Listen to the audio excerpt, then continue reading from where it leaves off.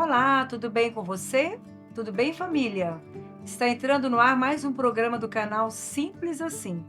E hoje nós vamos falar de um problema que afeta 4% da população brasileira, que se chama dislexia. E para falar de um tema tão complexo e tão importante, ninguém melhor para falar desse assunto que a doutora neuropediatra, a doutora Marian. Seja bem-vinda, doutora, mais uma vez. Eu prometi, trouxe ela de volta. Eu sei que o público gostou demais da nossa última entrevista e segue mais uma, aí com a finalidade de esclarecer para as famílias o que é a dislexia. E aí, doutora Mariana, tudo bem? Tudo bem, muito obrigada mais uma vez pelo convite. É um prazer estar aqui com você. O prazer é nosso. Doutora Mariana, o que é a dislexia? A dislexia é um distúrbio de nascimento, no qual a criança, não tem cura, então isso começa na infância e o distúrbio ele se protela até a vida adulta. Tem uma dificuldade em reconhecer, identificar letras, às vezes também os números, mas aí a gente já categoriza como acalculia, que já é um distúrbio diferente, mas você pode interpretar como a mesma dificuldade, só que ao invés de ser relacionada às letras, com os números. Então, é como se fosse uma deficiência do cérebro em saber reconhecer determinadas letras. Certo. Então, vai afetar diretamente a cognição da criança. Indiretamente, sim. Certo. E quais os principais sintomas, doutora? Que os pais observando, a professora em escola, observando, já pode ficar com a pulguinha atrás da orelha. Geralmente, os pais vêm pra gente, pro consultório, com a queixa de meu filho não aprende. Uhum. Só que essa queixa do meu filho não aprende, né? Quando você esmiuça ela pode significar várias condições em medicina que podem estar relacionadas ou não. Quando a gente fala especificamente de dislexia, são crianças que têm uma tendência a trocar letras e isso é a questão inicial, a dificuldade inicial. Mas por ter dificuldade em reconhecer essas letras, eles costumam trocar fonemas e a fala pode estar prejudicada de maneira associada. É claro que faz parte da investigação você saber se essa criança escuta direito, enxerga direito, se essa criança tem alguma condição específica de nascimento. Então, essa investigação que a gente faz em consultório, ela abrange todos esses aspectos. Mas a dislexia, ela é uma condição de crianças perfeitas, de crianças que nasceram sem nenhuma condição de malformação, nenhuma outra doença, e tem essa dificuldade, é uma deficiência de nascimento. E aí, existem os sinais indiretos que são importantes, né? São aquelas crianças que, quando estão aprendendo a serem alfabetizadas, elas costumam trocar letras que podem ser similares, mas que não são letras que não têm nada a ver. Por exemplo, P com Q, Uhum. D com B, O chamado espelhamento, né, doutora Mariana? J com G. Então, assim, são alguns sinais. Vai escrever, tem uma tendência a emendar palavras, começa a ler e tem muita dificuldade em identificar a junção das letras, soletração para eles é muito difícil. Ou começa a ler dentro desse aprendizado defasado, eles têm tamanha dificuldade que eles começam a ler por adivinhação. Então, começa a ler a palavra e acha que sabe, tenta adivinhar. E não é raro também que eles desenvolvam transtornos de ansiedade, porque eles vão ficando cada vez mais retraídos pela dificuldade, às vezes se sentem cobrados e começam a ficar ansiosos porque o desempenho deles é sempre muito ruim. Então você acaba tendo outras doenças associadas pela essa dificuldade inicial. Entendi. Então, a escrita e a leitura estão muito ligadas nessas etapas de dificuldade da dislexia, né? Isso. Compromete a fala, doutora Mariana? Sim, é possível. É claro que não é a regra. Uhum. Percebe-se que essas pessoas, mas né, geralmente crianças, que é o que a gente está conversando aqui hoje, podem apresentar distúrbios de fala logo no início do desenvolvimento, justamente por essa dificuldade de reconhecimento de fonemas, mas existem também aquelas crianças que falam, elas são completamente inteligentes, falam perfeitamente, e a dificuldade ela é especificamente na hora de transformar a linguagem na grafia.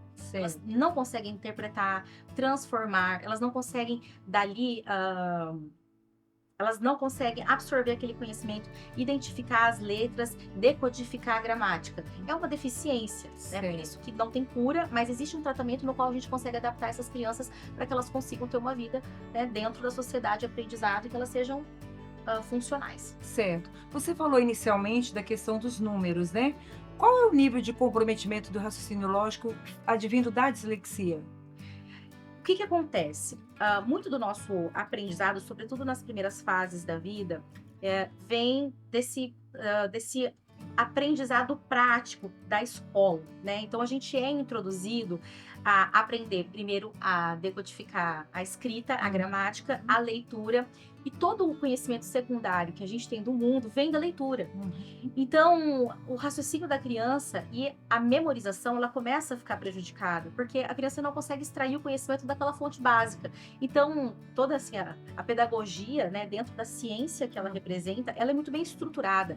Existe um motivo pelo qual a gente aprende números e letras antes de aprender as outras ciências, os outros conhecimentos. Porque a partir dali a gente consegue decodificar os livros e extrair os demais conhecimentos. Então, a criança que tem muita dificuldade em extrair o básico, ela não compreende o que ela lê. Então, daí para frente, como que ela vai memorizar algo que ela não compreende? Então, são crianças que podem ter também dificuldade de memorização. Aprende, esquece, esquece. Mas por que esquece, né? Porque ali ele não consegue processar aquele conhecimento, não solidifica. E o resto do que tem que aprender nos próximos anos fica prejudicado. Entendi. Doutora Mariana, você que tem uma experiência de consultório, né? Eu cá tenho uma experiência de sala de aula. Como ajudar uma criança dislexa no dia a dia?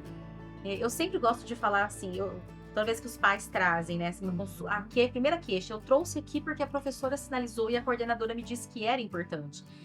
E eu gosto dos relatórios das professoras da escola, porque eu sempre digo que uma professora experiente, quando sinaliza, ela sabe dar o diagnóstico. Professora experiente, quando ela fala que tem alguma coisa errada acontecendo, é porque tem, né? E na maioria das vezes, elas acertam até o diagnóstico. Experiência mesmo e senso, né? Não é tão difícil saber identificar esses critérios e, eventualmente, os sintomas específicos. É claro que existem os casos mais graves, em que a criança pode ter mais de uma coisa associada. É uma dislexia com TDAH e tá ansioso, sofre bullying.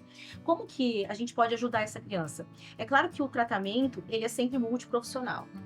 Então, a gente envolve a pedagogia, envolve a psicologia, a fonoaudiologia e a neurologia. Como não existe um remédio específico, o que a gente faz para esse paciente de maneira global? Primeiro, o acolhimento, né? Entender que se trata de uma condição de doença, não é frescura, a criança não está fazendo o corpo mole, porque às vezes existe uma tendência a achar que pode ser preguiça e na verdade não se trata disso. E quando a gente entende que as crianças precisam de acolhimento e compreensão, né, a gente dá para eles o conforto para que eles não desenvolvam ansiedade relacionada à aversão, né? A criança às vezes tem tanta dificuldade porque ela precisa exercer aquilo, ela tem vontade de aprender o desejo e ela não consegue, que às vezes ela começa a evitar ir para a escola, ou às vezes ela começa a ficar ansiosa porque ela está sendo exposta, e a gente sabe que faz parte de algumas práticas de aprendizado a gente pedir para a criança ler na frente dos outros, né? Faz parte ali da integração da escola. Só que às vezes expor a criança acaba deixando ela cada vez mais insegura por uma coisa que ela tem uma incapacidade. Então, o que a gente orienta é acolhimento, evitar expor, proteger do bullying. Né? Sempre quando for ler um enunciado de questão para a criança que já está alfabetizada, um pouco maiorzinha, garantir que ela entendeu o que está sendo cobrado no enunciado das questões de prova, se for necessário, dar um tempo a mais para que ele execute. E nós estamos falando muito, doutora, nos dias atuais, da questão das telas, né? Como que nós já sabemos que as telas é altamente prejudicial para uma criança que nem é dislexa. Mas a sua experiência como neuropediatra para uma criança dislexa, quais os comprometimentos que a tela pode trazer para uma criança dislexa? Não tem nenhum estudo provando em específico com a dislexia. O que a gente sabe hoje em relação aos trabalhos médicos mais atuais, existem alguns trabalhos feitos nos Estados Unidos mostrando que o abuso de tela e do mundo digital de maneira geral é capaz de transformar crianças completamente saudáveis em crianças com deficientes intelectuais, crianças que não conseguem desenvolver a capacidade de raciocínio. E assim, explicando de maneira bem simplória como que isso funciona. o entendimento disso é bem básico. O digital, ele dá tudo mastigado pra gente, é tudo muito pronto. Você toca um dedo e as coisas acontecem. Quando, na verdade, a leitura, o processo de aprendizado, é como se você estivesse fazendo uma musculação pro seu cérebro. Então, aquele cérebro, ele se desenvolve, porque ele precisa sair da zona de conforto. Tudo que envolve aprendizado, envolve esforço. Sim. Então, assim, a gente vai à academia para malhar os músculos. Os músculos, a gente sofre um pouquinho de dor ali, mas esses músculos se desenvolvem, ficam saudáveis, melhoram, aumentam de tamanho. O cérebro é o mesmo raciocínio. Todas as vezes que você coloca o seu cérebro num desafio, ele está se desenvolvendo. Para a criança, aquele aprendizado ali que envolve tudo que as informações iniciais que a escola traz, aquilo é um desafio. Né? Então, para eles, ter aquele primeiro contato é desafiador, é difícil, existe uma dificuldade. E é isso que faz com que a inteligência se desenvolva. Conforme os anos vão avançando, esse conhecimento vai ficando mais complexo até que chega na universidade e fica mais aprofundado.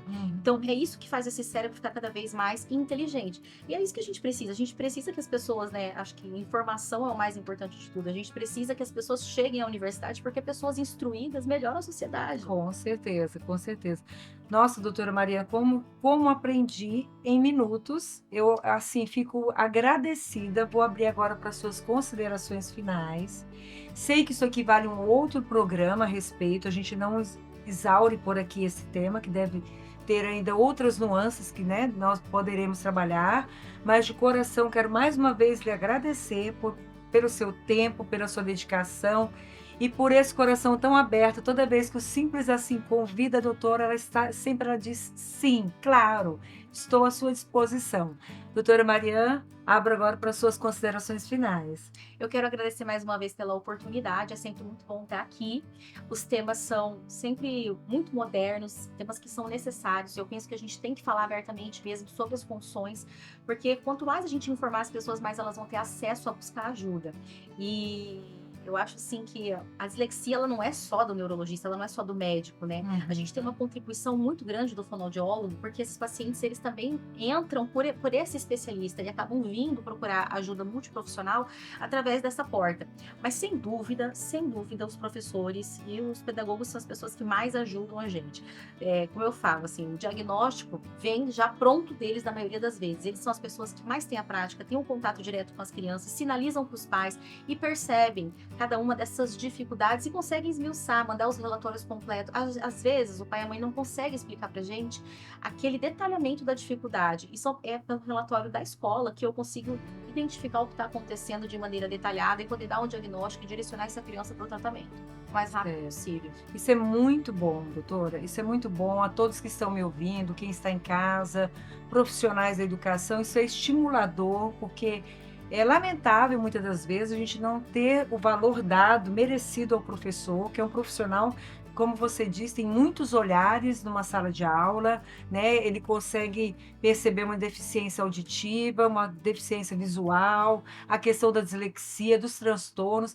Então, fica até aqui o meu apelo a todos os ouvintes, a todos os telespectadores do canal Simples Assim, valorize esse profissional que muitas das vezes é tão pouco reconhecido e tão pouco valorizado. E fica aqui novamente o canal muito aberto à doutora Mariana. Quando você tiver um novo, eu sei que a doutora Mariana é muito estudiosa, quando tiver um tema, uma pesquisa e quiser trazer aqui para a gente, esse canal está de portas abertas para você. E novamente eu digo para você que está nos assistindo, opine, participe, inscreva-se, porque falar de educação é simples assim. Até a próxima!